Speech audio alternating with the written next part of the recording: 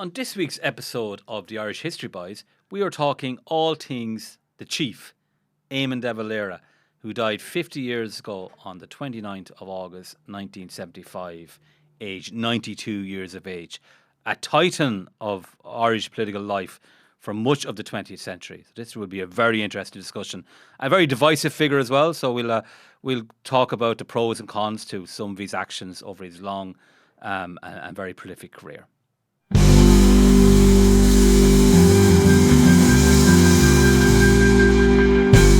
Irish News, August 30th, 1975. Death of Éamon de Valera. It has been said that the simplest definition of a great man is that he never reminds one of anyone else. Whatever the many and widely differing opinions of Éamon de Valera may be, they would surely agree upon that point. He could certainly remind us of no one else. He was unique. However opinions may clash about de Valera's role in Irish history, there has never been any doubt that on the international stage he was a very distinguished figure.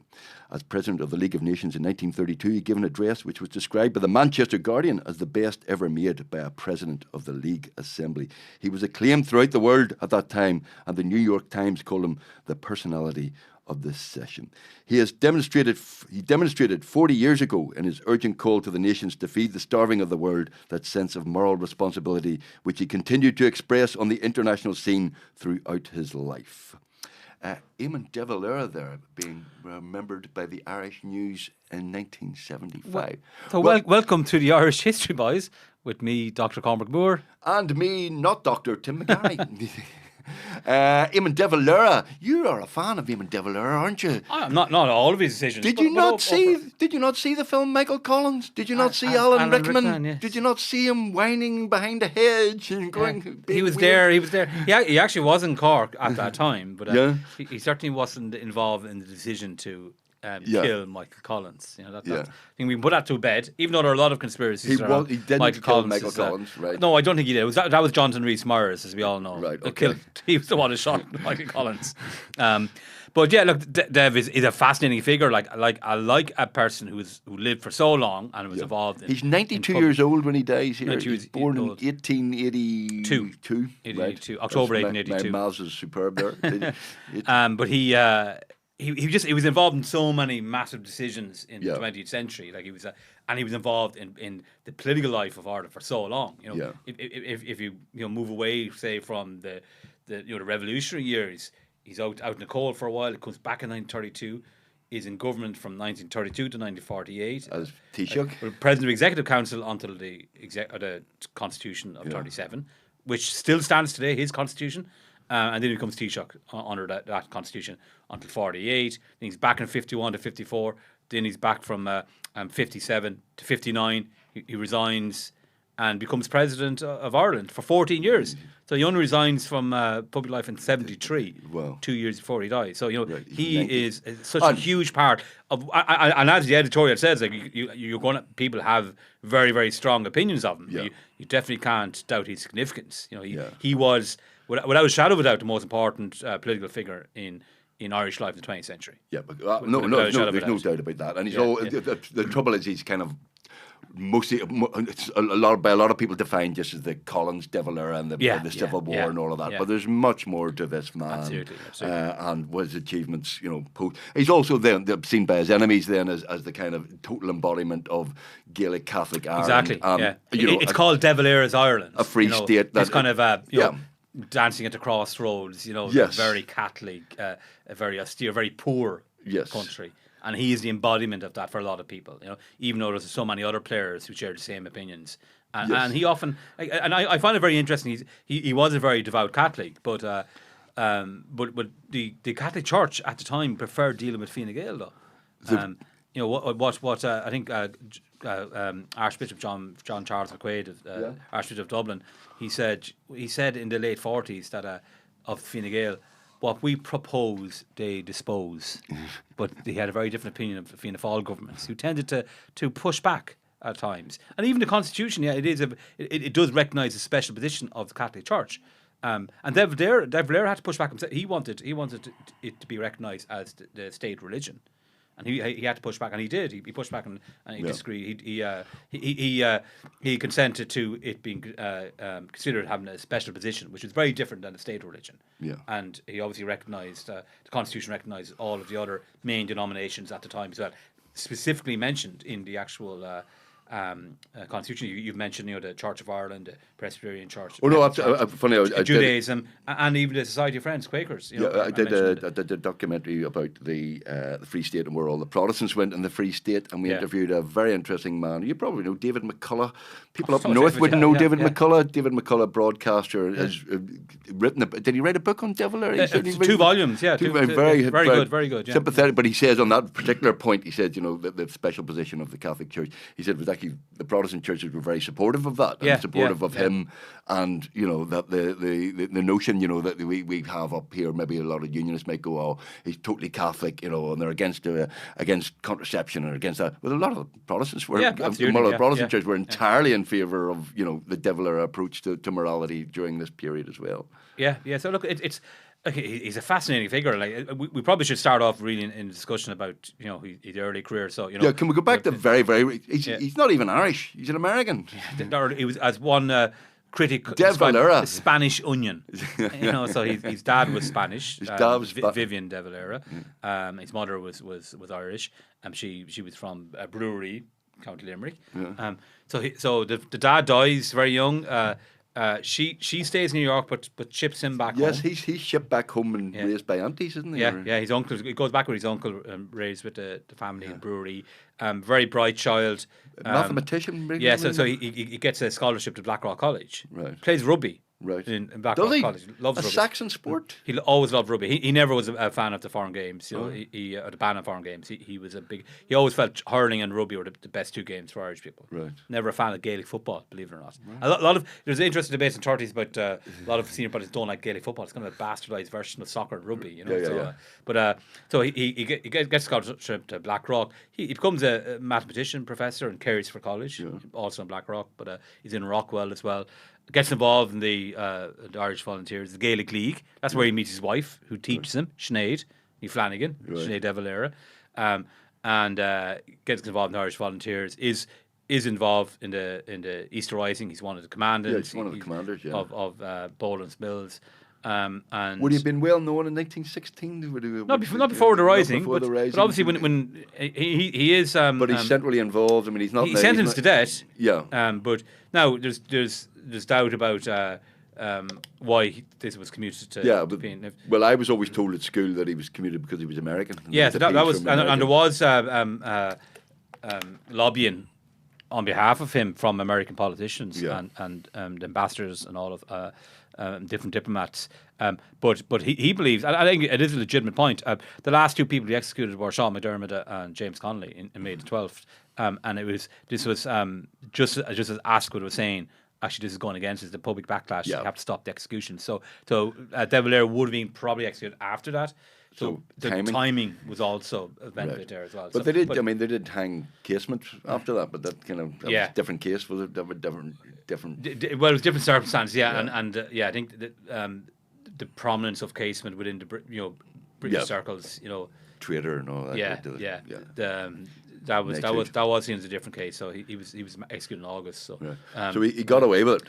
And then he becomes the kind of in prison. He becomes kind of the leader of the movement, really. Because he's the last commander. Like Thomas Ashe also, was leader of the Ashbourne kind of grab. They actually successfully attacked an RAC barracks in Ashbourne in County Meath. Very very close to North Dublin during 1916. In the Rising, yeah. So and they actually. They successfully take the barracks, and a lot of other kind of infrastructure around that area, North Dublin and Meath and elsewhere. And they like De Valera, even though they hadn't been defeated, they surrender when the general order was to surrender. But Ashe actually dies he's in prison in Mountjoy in 1917, and they force feed him. And it's a botched job, and he dies. And that's a huge moment. So De Valera becomes the only true commandant leader left from the Easter Rising. He literally days after Ashe is buried, he becomes not only leader of Sinn Féin, a new Sinn Féin. Yeah. Arthur Griffith, who was president, founder of Sinn Féin, he steps back. Yeah. That's there. Is it And true? he becomes leader of the Irish Volunteers as well. Yeah. So he kind of becomes the militant and the political leader of the whole movement. He's been criticised in 1916 for not being very good. That he's sitting in, was it Boland's Mills he was in? And that there were the guys who ran the Mount Street ambush, who were very successful, and he didn't send other troops to help them, and he didn't. He kind of sat in his arse and did nothing. That's been some of the now. Maybe that's come from people not liking De Valera. Well, there is. There's a hindsight as well at play there too. But all those leaders in '60 they weren't military people. Yeah, they didn't know what they were doing. Yes, and there was other people saying he was very brave. He was very stoical. He was very good, well organised. Everyone knew exactly what their roles were at that period. He's very dignified in terms of the surrender as well. So, there's conflicting reports. Yeah, absolutely. And there are people saying he had a nervous breakdown. He literally had a complete meltdown as well during part of the week. So it depends on who the report is. But a lot of ones who didn't have an axe to grind with him, perhaps they weren't overly critical of his performance at that week. Well, of course, he did make mistakes. I'm sure he did make many mistakes. Or he wasn't a military person. Right. They had no experience of military affairs beforehand. But he does become the leader of the Republican movement. And becomes the figurehead, doesn't he? And becomes the figurehead and becomes really famous. Yeah. And what's interesting, so he's an anti-conscription campaign in 1918 is as important in many ways as Easter Rising in changing the Irish people against British rule. Because when the British tried to bring that in, conscription was basically forced conscription on the front of, I think it was 16 or definitely, I think maybe 18 to 55, all males made in 55 were from Ireland. This has already been introduced in Britain. There was huge backlash against it, and it was De Valera who led it. He was the one that came up with the pledge. He was the one who got the Catholic Church on board. Was he not before that? Was he not even in jail and was sprung from jail by Michael Collins in 1917? No, it was 1919. No, 1918. So the conscription crisis happens in the early 1918, spring of 1918, and De Valera is centrally involved. He gets them all together. He actually gets surprise. I got my dates wrong there, listeners. I do apologise. So it was 1918. April 1918. Right, you're talking about the anti-conscription crisis, and he comes across as the leader of the whole movement, and the Catholic Church get behind him, and he actually he's the one who draws up the pledge. The Catholic Church signed it.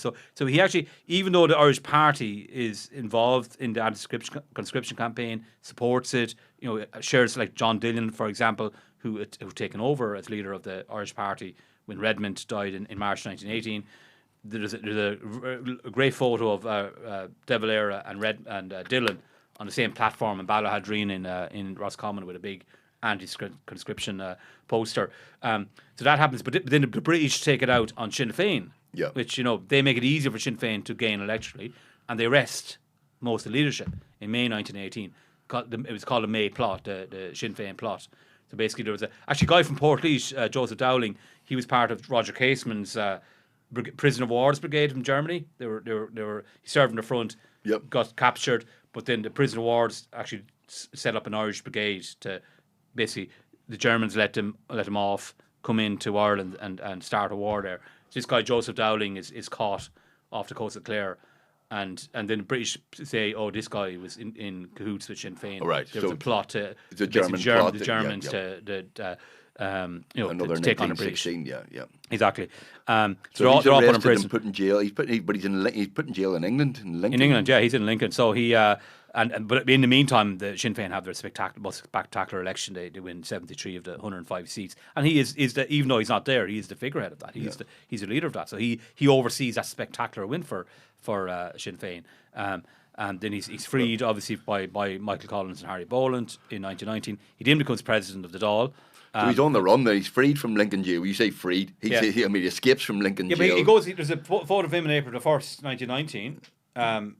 Outside the Dáil, I don't know if he actually met in because it wasn't a prescribed organisation, so he was outside the Mansion House. So there was a massive big gathering of most of the TDs. De Valera's president, but then he decides to go to America. And that's a controversial decision as well. Yeah. So he's gone for, He's gone for the guts of most of the year and a half. Yeah, the War of Independence. He's not really there at all. He's in America trying to raise money and trying to raise political support and trying to get America on the side. You go, why wasn't he there for the execution of the war? He should have been at home, and there were a lot of people that still think that he should have been there at home for most of the war.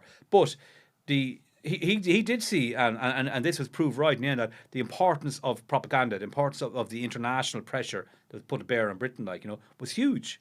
Yeah. And he became this massive celebrity. I think Dave McCullough as well says it kind of got to him as well. He kind of his ego. He bought some of the some of the hype, adulation, he did. He did.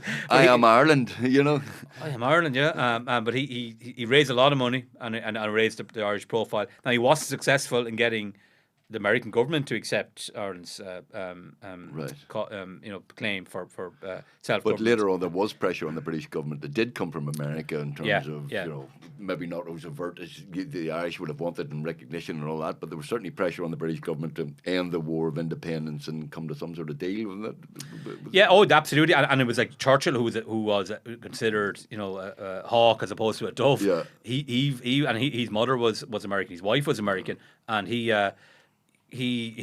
by early summer of 1921, he's going like we're losing this battle, in terms of the international international propaganda. We're losing it. We have to stop this. It's not going to get any better for us. Yeah. And another controversial decision that De Valera is often blamed for is the Customs House, burning of the Customs House in May 21. Now this had been a plan. Everyone goes, De Valera said, didn't like the sneakiness of guerrilla warfare, and there was an element of that. He wanted the propaganda kind of campaign to be pure. That we've got instead of. At the time, guerrilla warfare was seen as a little bit sneaky, underhand. The allegation against De Valera is Michael Collins and the boys have been running the war quite successfully, and Michael Collins is the squad are shooting people in the back of the head, spies and things like that. Yeah. And De Valera, being a moral man, says, no, we'll fight like we did in 1916. We'll take over the Customs House. And we'll have a spectacular, and we'll fight. And it turned out to be quite successful in some terms, but also horribly unsuccessful in that hundreds were a couple of hundred volunteers. There's a good book by Liz Gillis on the Customs House. It actually was a lot more successful than people make out to be. It was symbolically very important, but also there was I think 6 people killed, and there was about 100 people from the Dublin Brigade that were arrested. But their numbers swelled within weeks after it. Right. So the numbers actually were and it also proved that the British administration in Ireland just couldn't work in that, right? Yeah, of course. Yeah. But the counter state had shown that anyway. The creation of Dáil courts and the local, taking over local government. So this was all part of Sinn Féin's campaign of making British government basically ungovernable, basically in Ireland, which had shown to be the case. So the De Valera, and plus there had been plans of taking over the Customs House well before De Valera suggested anyway. And was he back in Ireland at this stage? He was. He came back in December. He actually came back on the 23rd of December 1920. Right. The day the Governor of Ireland Act was signed by King George V. There's a quirky fact that I did not know. De Valera came back to Ireland the day the Governor of Ireland Act. 23rd of December. Okay. I presume he wouldn't have known the King was signing. Spent his life trying to overturn that, We'll talk about that, but that's where to me his biggest failure was how to do a partition. But so anyway, the truce, truce is he's back in December. Truce is in July. Yeah. He goes straight over 3 days later. Sorry, the treaty is signed in December, and people think Michael Collins and Griffiths and all that. But some people don't remember that De Valera actually went over to meet the British government in July to have preliminary talks to set out how we're going to have these negotiations, whatever. And how are we going to have an agreement? Yeah. There wasn't any talk of negotiations. The view is that De Valera goes over to England and he's told basically, listen, bottom line from our British perspective is you're not getting the Republic. Don't even ask for a Republic. It's not happening. He knows that the argument was that he went. I think one of the British delegates said he spoke for about 2 hours. He started with Oliver Cromwell, and at the end he finished with Oliver. No, that was a meeting with James Craig in May. It was by that I think he spoke about 1,000 years of British injustice in Ireland. By half an hour I was getting tired. So the argument is that he knew in July that what the parameters of the negotiations were, and then he makes this decision that's still very, very controversial, that when they start the negotiations, he's not going. He doesn't go. He's not a delegate. the argument. He says, "I'm the president of Ireland. I'm above Yeah, so this." at that stage, he'd become the president of the Irish Republic. You know, Yes. not just president of Sinn Féin. Well, Irish self-declared Irish Republic. Yeah. Yeah, yeah. So in his all, this was voted on, and he believed like kings don't negotiate treaties. You know, Yeah. Their prime That's ministers. a bit up your own arse. Yeah, and it is. It Yeah, is kind yeah. of. I wouldn't. I'm too important for this, and you go, well. Well, it's not me. It's the person of the president who's doing important for that. You know? Yeah. But like again, I don't necessarily buy this thing that in July he knew this was going to happen. Like nobody knew exactly, and the treaty negotiations changed. Like it wasn't as if that everything the British offered in July was what was offered in December. Like there were big changes. That the oath was changed. It wasn't as as formulaic as the Canadian oath, for example. Yeah. The fiscal autonomy was offered. That wasn't offered in July. A boundary commission was offered, which wasn't offered in July. So there were actually changes made from July to December. So to say that De Valera knew what he was going to get, that's not necessarily true either, And also, I would say, did he not know what the bottom line was? And the bottom line, which caused the civil war. But he didn't ask for a public. He asked for an external association, that was his compromise, and that compromise ultimately was accepted by British administrations less than 10 years later.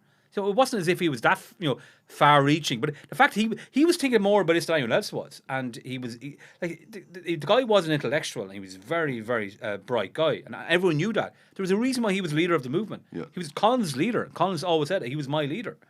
So this guy was head and shoulders probably above the rest of the leadership of Sinn Féin at that juncture in terms of his intellect, like he was a tough negotiator.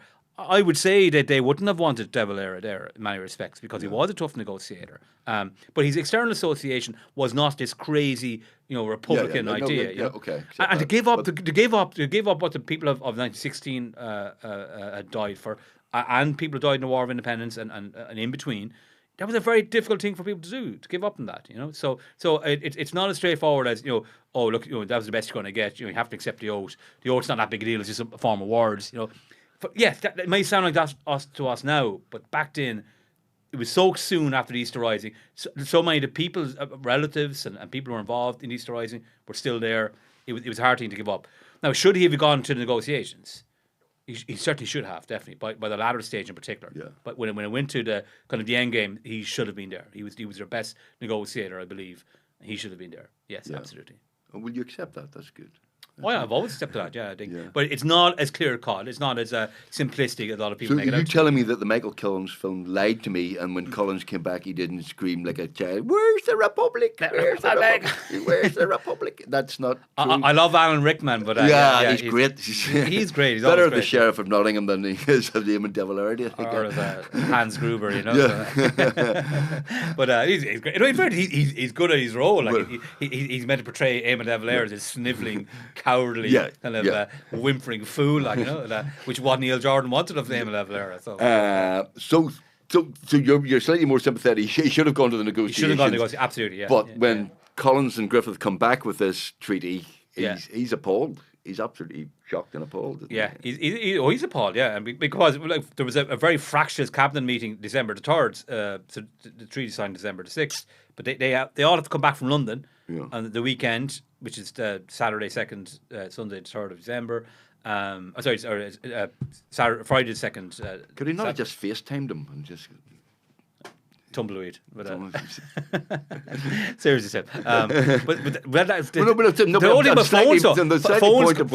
come into the question here. That's slightly facetious, but at the same time, yes, it's 2 days going back and forward in the boats because they're not messenger communications that are quicker than that. There are phones and there are. But they do come back. This is kind of important. I think it was important that they go back to that cabinet meeting to have a clear strategy because this is when they have to decide what they're going to sign up to. So this is December the 3rd. They have the cabinet meeting in Mansion House, and that's very fractious. That's where the kind of dividing line you can see start. And De Valera goes, you didn't end partition or you didn't get a republic. Like you got neither one or the other. So I can't accept this. And he also said Griffith and Collins felt they went as far as they could go. So that's what we were saying in this cabinet meeting. But De Valera said, look, you go back. That's not acceptable. Don't make any decision without, contacting us, contacting the cabinet. They did. They made a decision, under pressure for a meeting terrible war, and then they come back De Valera, and he's discussed it. He actually couldn't believe it. He was kind of in a daze when news came in that they'd actually signed the treaty. But they had plenipotentiary powers, did they not? But then exactly, yeah. So technically, they were empowered to sign the no, treaty. No, under De Valera's definition. But under De Valera said, under De Valera's definition, were they not clear about that? I mean, obviously they thought they could sign the treaty. If they didn't have plenipotentiary powers, they'd go, well, we can't sign it. What are you talking about asking me to sign? But no, this? but he said it when they were appointed. He set out that they are plenipotentiaries, but they have to basically get consent from the cabinet. Right. It wasn't as if they was news to them. Yeah, a normal definition of Where plenipotentiary. did Collins and Gifford now go, well, we can't sign it, we need to go back and sign I think they were saying that, but but until they were forced to look, you sign it here. Right. There was an element of that, and it was a dilemma for them. What do they do here? So but they signed it. And De Valera is definitely he's the part of his career he has to be least proud of is definitely that period from December 21 to March, April 22. Yeah. By April 22, he's sidelined really because it's the military men taking over. So this is the period that the Dáil decides by a small majority to support the treaty. De Valera's language and his attitude and stuff. His language is very extreme. Particularly around St. Patrick's Day, he speaks at places like Dungarvan and then in Tipperary and Kerry, and he's using we may have to wade through Irish blood. That's famous. We may have to wade through Irish blood to get Irish freedom. And he doesn't just say it once; he says it in a few speeches, the same kind of language. So that definitely is a really really bad thing for De Valera to do. It definitely incites violence. It does. It really incites the civil war. I mean, that's a lot of people say he's incited the civil war. He didn't instead of calming things down. He definitely contributed to it. Nobody's sitting down going, lads, okay, this is what we've got. What's the best way forward here?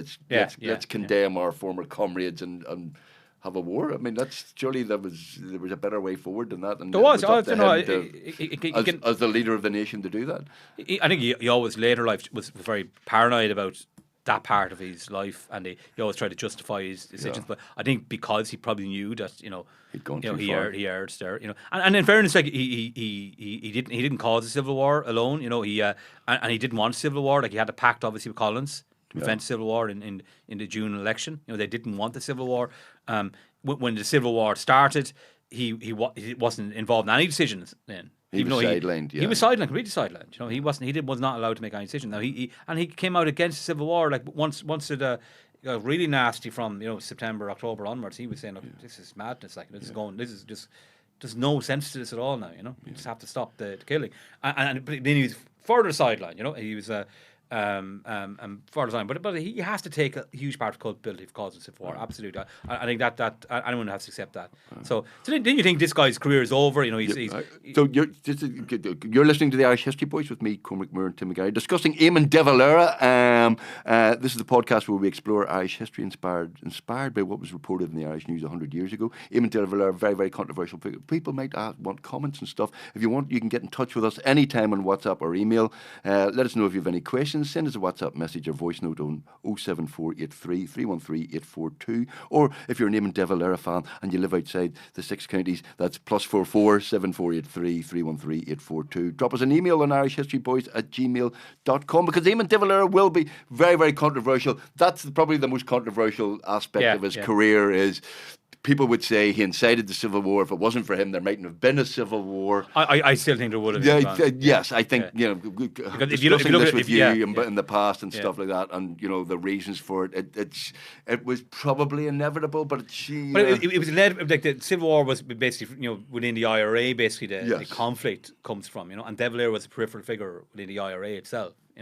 So he was a political leader of republicanism, but I still think there were so many people within the Republican movement that were very angry with the treaty that it was and then look I don't necessarily buy a lot of what people say, but the idea that the Civil War was forced by the British, the weapons were provided by the British, so they were the ones. There was a Free State government who actually caused the Civil War. They were the ones who shelled the forecourt with British weaponry. They were forced into it by the British government. But the election wasn't a fair election. The election to the third. No, I don't agree with all of that. I don't. Yeah. There is some points to it that we should take seriously, but I do think that. But the irregulars took over the half of Dublin. Irregular is a weird name. I never call it Anti-treaty IRA. Anti-treaty IRA. Anti-treaty IRA. That was a propaganda piece by that was the Free the State pejorative, Yeah, okay. yeah, But yeah. the anti-treaty IRA didn't accept the result of Yeah. the Doyle, didn't accept the result of the election, took over the four courts. Well, he took over 4 courts in April 22 before the election.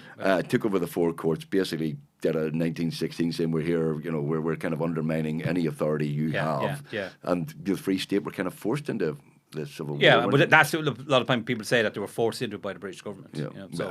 And the weapons were provided by the British government as well. Right. But yeah, and De Valera's role at that stage in June 22. It's peripheral. Yeah, it's peripheral. Like he's not. It's the IRA. It's Liam Lynch. It's Joe McKelvey who becomes. He becomes. He becomes. I think Liam Lynch is actually sidelined as well because he didn't want a civil war either. Like there was a lot. Like Tom Barry's trying to stop a civil war. There's loads of attempts, but Tom Barry's suggestion is let's take on the Brits again. Which isn't realistic at all. So let's all get together again. Let's be united by taking on the Brits. Well, and Michael Collins' solution was let's all get together and attack Northern Ireland. They didn't even do that. It's so there's a lot of juggling balls here and a lot of messiness going on. But one thing is for sure, by June 22, when the Civil War starts, De Valera is a peripheral figure. He is not involved in the military decisions at all. Like he is I think a private. I think during the Civil War, but he's not involved in any. He's wandering around like a troubadour, as someone said. He's is he on the run from the Free State? Is he? What's that? Is he on the run technically from the Free State? State? He's on the combatants, the anti-treaty side. He's on their side. So he's kind of like he's in Cork at the time when Collins goes there in August 22, and there are attempts to reach a solution. That's why Collins is there. But obviously, some people take it in their own hands to get Collins, and Collins famously is shot in August 22. At the age of 31. 31. 31. Éamon de Valera survives until he's 92, so he gets another 60 years. So obviously, it's a good thing to die young because you can't be criticised for what you did for 60 years. For 60 years, you become a martyr. You become a martyr, and they celebrated youth and all that. But Éamon de Valera for 60 years, does as you say, absolutely central to the Irish Free State in terms of. But who would have thought after the Civil War? His rehabilitation is extraordinary. Like he's interned.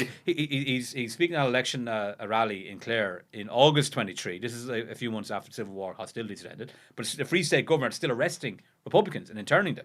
So he gets arrested. He's interned for guts of a year in Arbor Hill. Gets out in 24. Now the election 23 was actually quite good for Republicans. He could see a path here. And then 25.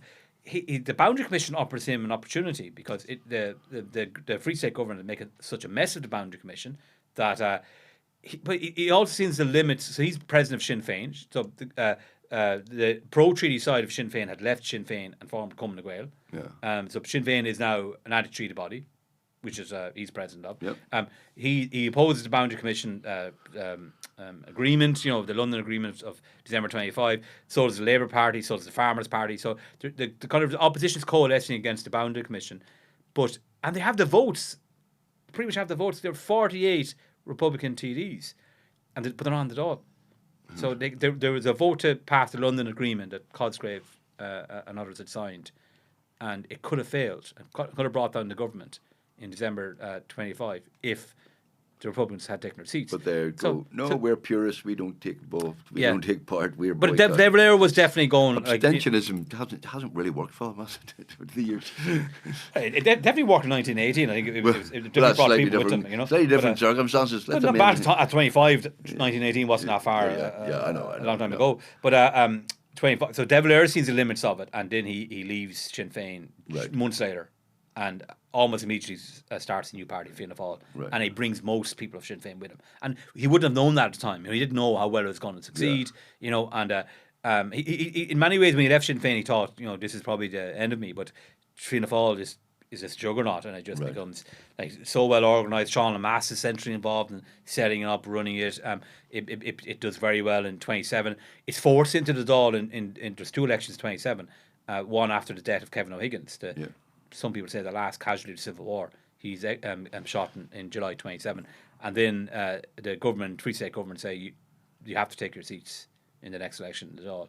Or they're gone, basically. So they make the decision to go into the Dáil. And then he famously goes in and takes the oath of allegiance. It doesn't mean anything, It doesn't mean anything, it's just a form of words. Yeah, I'm only saying a form of words, and you go, why didn't you not going to say that 5 years ago, mate? It would have been I know. very helpful. Yeah. So he takes the oath. There are loads of he contributed to the Civil War. I'm not saying he caused it, but he contributed to the Civil War with this oath, and then takes the oath 5 years later. Yeah, there are contradictions, absolutely, in De Valera's utterings and his actions as well in that period, but he was a pragmatist, and I think one of the things Fianna Fáil is known for is his pragmatism, and there definitely was there's junctures in his life where he was very pragmatic, taking a decision he may not have agreed in before, but later life, took the opposite course. So Fianna Fáil didn't miraculously, almost you could say, 9 years of civil war, so it's ending. They're in government. They're in government, and he rules the state like.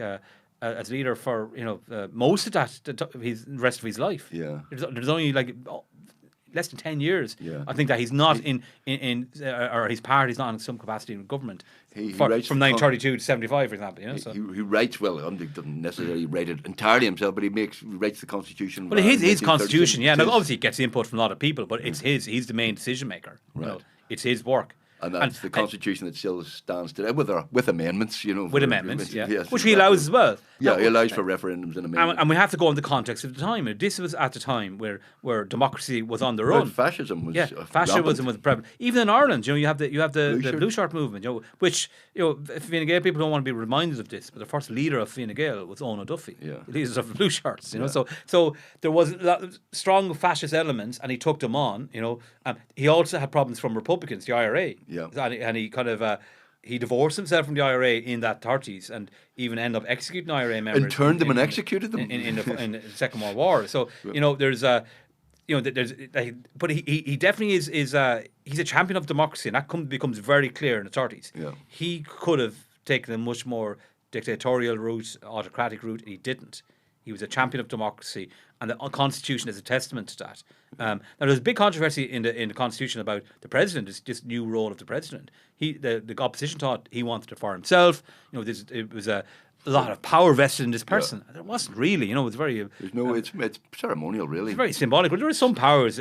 Somebody ought to tell Conor McGregor. Somebody quick tell him because he thinks he's going to be president and he's going to issue edicts and he's going to do. It's interesting to talk about that because poor old Conor McGregor's main stumbling block is that he can't get the nomination. Yeah, because of the Constitution of 1920 members of your Oireachtas and 4 county councils, and De Valera deliberately put that in so that fascists wouldn't be able to just go run for election. That'd be some checks on who can put their name or be nominated for presidency. So I think we can all be thankful for De Valera for doing that. But well, look, let me give you 2 criticisms of De Valera from different angles. Number one, he's the symbol of sort of Irish Catholic, national Gaelic, Irish Gaelic and free, and he's bound to put he's going to put off the Protestant minority in the south, and B, unionism. We're going to go, well, fair play to you. You enjoy your free state and your Irish language and all of that. We'll just keep Ulster. Thank you very much. And secondly, on partition, he does nothing really. I mean, he kind of, every Easter Rising, Ireland will be free in 32 counties, but he does feck all, doesn't he? I mean, I think the for me, who's an historian of partition in particular, I think his performance of partition throughout his career has been desperate. I would say, awful. Just the kind of words, the rhetoric, the kind of talk about the evils of partition. There's nothing practical offered there at all.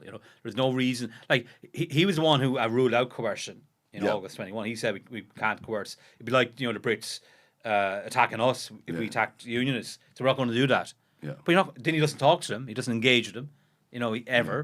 He never engages with Ulster unions at all, and he does, even though he says they're fellow Irish people, he doesn't treat them as fellow Irish people. Yeah.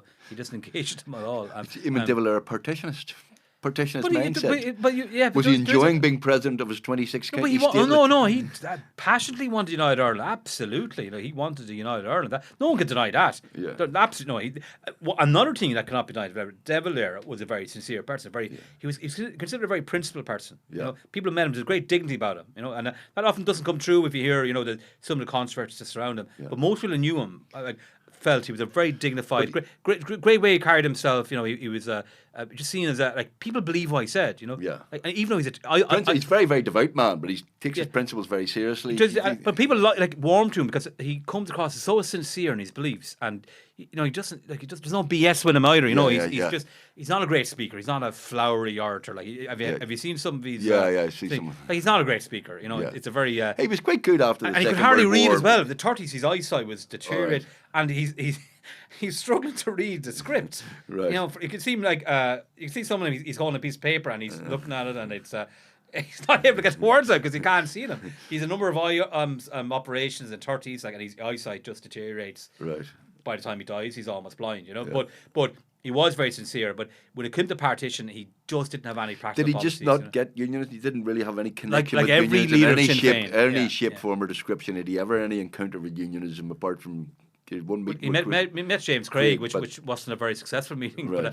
But as far as I can recall, I think that's about the only one I can think of that he So actually didn't met understand the northern mindset in any shape or form. He didn't, and he obviously he famously in the Constitution he didn't declare Ireland a republic because of partition. Yeah. But the Constitution was, and by that stage he dismantled the treaty so much it was essentially a republic. And obviously the Articles 2 and 3 were never going to of the Constitution were never going to entice unionists. Articles 2 and 3 claimed jurisdiction over the whole Ireland, which unionists got rid of in 1998. But it wasn't it was the Good part Friday of the Good Agreement. Friday Agreement, yes. So look, and he just didn't. But then again, when Lemass became Fianna Fáil leader in Taoiseach, he changed the policy in Northern Ireland, and as president, De Valera agreed with him. Yeah. So he was changing his old age, but he himself didn't do anything to limit or end partition. You know, he did not deal with partition at all in a coherent.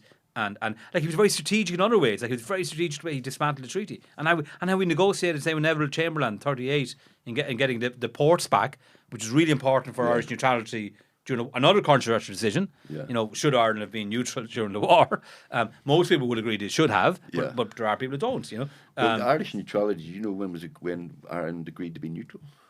When Ireland agreed to be neutral? When decided to be neutral? You're going to tell me now, yeah? 1925. Did Dr. Cormac Moore not know that? Oh, dear. Did Tim McGarry not know that? Oh my God, I started that as well.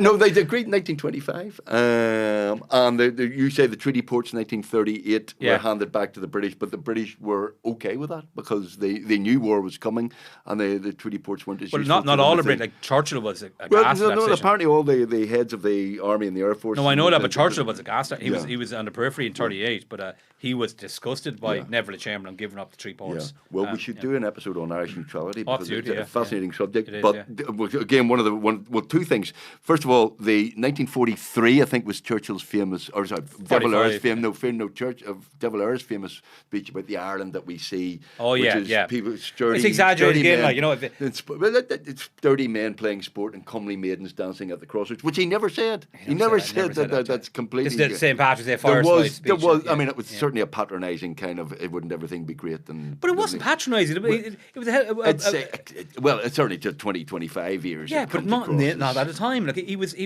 railing against modernisation in many respects, and he was looking for a simple life, and like that isn't necessarily a bad thing to believe in, is it? Is it? Or at that time, you know? Yeah, it's kind of, you know, you're a modern new nation. You know, he's harking back to the past. And people are going, you know, that's Celtic times. You know, it was I don't think it's abhorrent or it's a. Like a lot of Irish Ireland, it's seen as very old-fashioned. Maybe nowadays, but and you know, hardly patronising now. Yeah. Old-fashioned, yes, but a lot of people were railing against modernisation. I remember we discussed about the kind of the terrors of war, the modernisation of technology. How in the 1920s this fear of aeroplanes, you know, coming out of the sky and levelling towns. This is the big fear in the 20s, and look what happened. You know, 15 years later. You know, so was all of technology, all of modernisation good? You know, and it was people like De Valera going, you know, and he was a very frugal man as well. You know, we talk about corrupt politicians. Like he definitely has questions to answer the Irish press and his ownership of the Irish press. But in terms of he led a frugal life, he often had to move houses because he didn't have money, and he was in a nursing home in the end, and he wasn't a wealthy man when he died. he believed in a frugal life. Is he not the embodiment, though, of a Gaelic Catholic Ireland that is, anathema to unionists? He's very, very devout. Is he in the pocket of the clergy? Well, there is that argument, but as I said, the clergy always preferred Fianna Gael in power more so than Fianna Fáil, because Fianna Fáil pushed back on some of what the clergy were saying. Not all the time. The clergy had a huge role in Irish society for much of De Valera's career, but they had that with Fianna Gael as well. However, most politicians, regardless of what side of the aisle you were on, were very Catholic, and that was the reality at the time. So yeah, he was a very devout Catholic. It was a very Catholic state, and he obviously has to take a lot of responsibility for that, for good and bad. And that was a society, that kind of he led. So yeah, but it wasn't De Valera's Ireland as often is described. There's a lot of other people moving parts as well in that society. So. There was a lot of criticism at the end of the Second World War when he allegedly gave condolences on the death of Hitler. That again, I was speaking to another historian who said he didn't actually. There's no actual proof of condolences.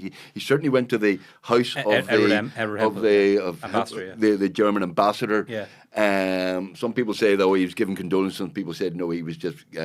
They knew the war was ending, and he was reassuring Hempel that he would be looked after. The British apparently wanted him and stuff, but he was also advised not to do that. He was. He was advised not to walk away. It's going to look like you're sympathising with Hitler and the Nazis. Yeah. An advisor, I think, winning his knees, begged him, "Don't do that." It's going to look awful, and it was a gaffe. There's no doubt about it. But he didn't do it because he supported Hitler absolute garbage. There's no book of condolences. Signed Éamon de Valera. Sorry to hear about Adolf. Best wishes to the family. It wasn't like that. Even Braun's dead too. Sorry, but it was just like he was not pro-Nazi at all. No. Ireland was neutral, but on the right side. So as Belfast we testament to, when the Blitz here in Belfast, Dublin Fire Brigade helped. They were given weather information to the Allies. When Allied planes landed, they were sent back. They were very discreetly sent back, whereas the German ones were kept interned. So then like as I've every year, us historians at Dublin City Council, we do a book called History on Your Doorstep, and my book this year is on. Yitzhak Herzog. I did an article in Irish News on him not so long ago. He was the first chief rabbi of the Free State, and actually became the first chief rabbi of the new state of Israel. He was a great friend of Éamon de Valera, really good friends, and it just shows that, like my essay and other works on Herzog shows that De Valera was anything but an anti-Semite. He was very supportive of Jewish rights. He was the one who, at the end of the Second World War, most kosher butchers had been destroyed. So there was a big problem for getting meat to Jewish people. There was no proper proper Jewish butchery that could do that. So the Irish government donated 1 million tins, big pound tins of beef to European Jews in 1946. So there was loads of examples of how he showed that the Dublin City Council organised an abattoir. They paid for an abattoir for Jews, just the way to slaughter cattle and sheep, the way the Orthodox Jews do. So there was loads of examples of him showing himself, and he was invited to Israel in 1950, one of the first people to visit Israel. In 1950, meeting David Ben-Gurion, the Prime Minister, meeting Herzog, who was the chief rabbi at that stage of Israel. There's a forest named after him in Israel. So this whole... It's just garbage to say he was a Nazi and that he was a Hitler sympathizer. It was a poor mistake, and he was such a stickler for protocol law. He felt he had to do something.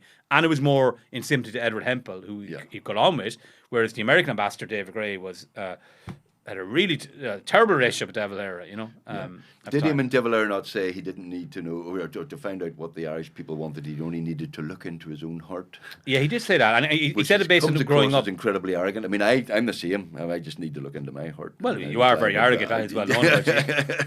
But and I look into my heart and find the Irish people don't get on. The Irish people are disagreeing quite a lot. So. But he didn't seem to. He just said, "Well, I mean, it comes across as very arrogant.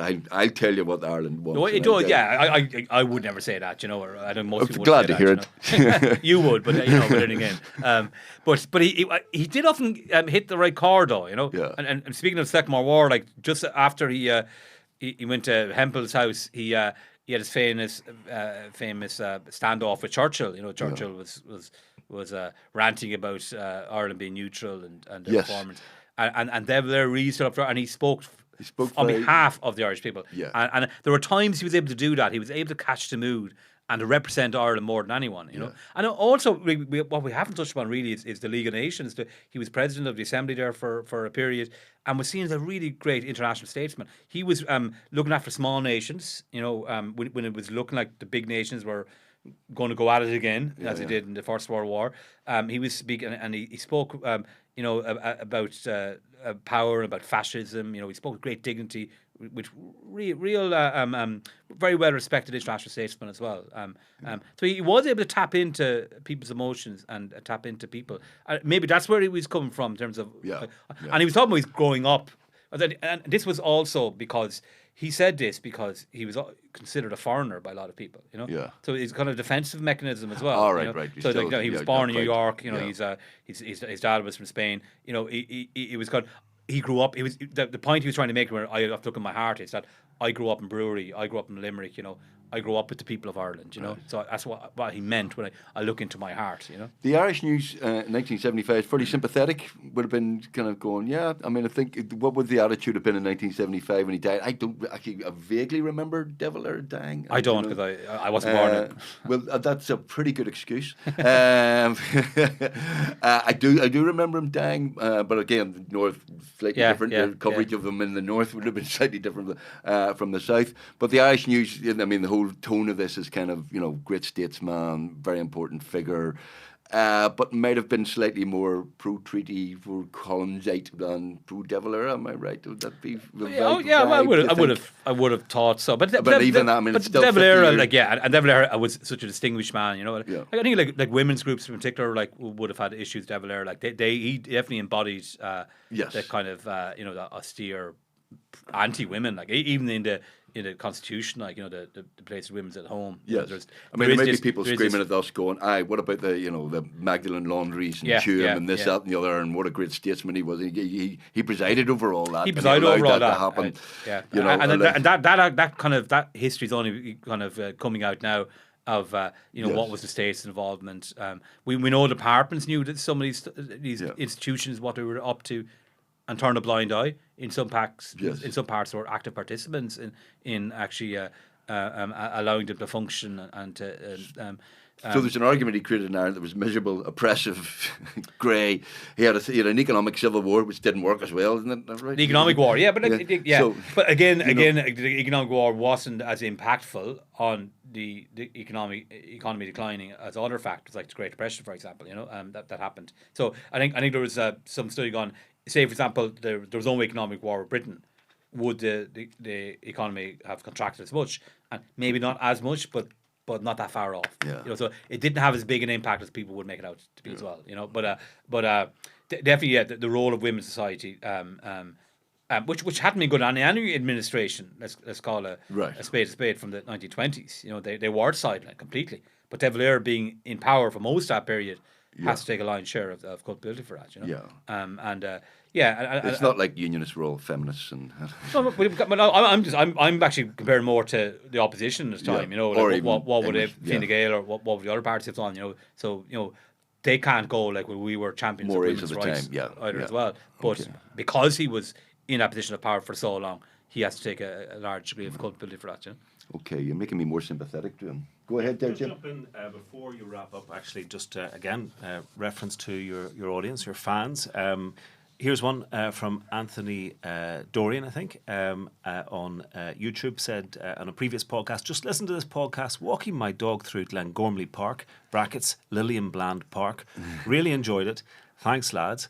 So I think it's good to know exactly where people are listening. Perhaps we right get more people in the park, right? Let us know the specific locations. And just finally, if you could give us a brief answer, and this is a comment more than a question. It was in a previous podcast, but it relates to what you're talking about. And I wonder whether this is why people think this in relation, say, for instance, as you say, De Valera going to the German ambassador after the death of Hitler against the advice of his advisors. Someone simply commented Dev had Asperger's. Is there any evidence for that? Yeah, there isn't any evidence of it. You know, I don't know. Like he was a mathematician, Well, that explains it. Yeah. Yeah, that explains. Well, there is no evidence of that. No, like he was never diagnosed with it, so Yeah. And he didn't go to the German ambassador's. Sorry, house, didn't go to the his house, ambassador, the embassy. He went to the German ambassador's house. rather than. So, but again, not necessarily an excuse. But I'm glad to hear that people are walking their dogs, driving their cars, or doing whatever, and listening to the Irish History Boys. If you want to subscribe, please subscribe below and ask us a question anytime or have a comment. I enjoyed that because you've made me slightly more understanding of De Valera. What percentage more? And I mean, I wouldn't say much. Now, Cormac, you're not that good.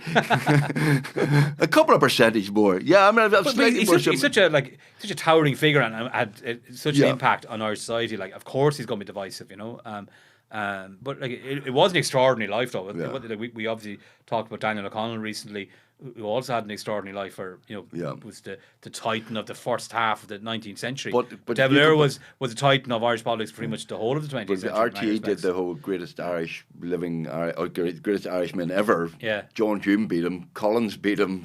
Yeah, but De Valera is still kind of. There's a hangover of kind of. Well, as you said earlier on, like, if Collins had lived until he was 90, there'd be very different opinions of him as well.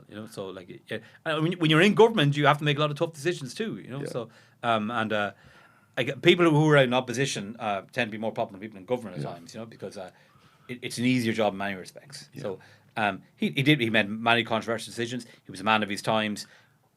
A lot of his opinions and beliefs are old-fashioned. Yeah. Certainly the way women are treated. Certainly he's kind of obedience to the Catholic Church. But then we have to put in the context what other people are doing at the time. What the society was. It was one informed society at that juncture as well. So.